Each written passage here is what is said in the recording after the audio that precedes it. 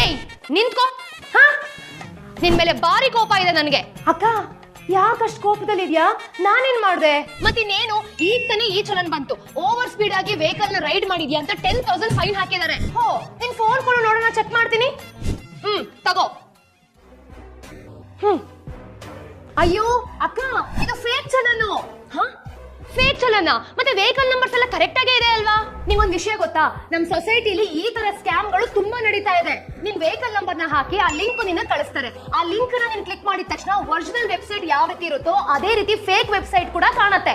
In case ನೀನ್ ಏನಾದ್ರೂ account details mention ಮಾಡ್ದೆ ಅಂತ ಇಟ್ಕೋ, ನಿನ್ ಬ್ಯಾಂಕ್ ಅಲ್ಲಿರೋ ದುಡ್ಡನ್ನೆಲ್ಲ ಝೀರೋ ಮಾಡ್ಬಿಡ್ತಾರೆ.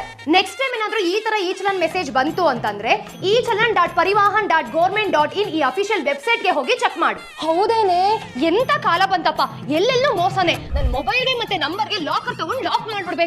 ಹಾ ಪರವಾಗಿಲ್ಲ, ಇನ್ಮೇಲೆ ಕೇರ್ಫುಲ್ ಆಗಿರೋ, ಈ ರೀತಿ ಎಲ್ಲ ಫೂಲ್ ಆಗ್ಬೇಡ.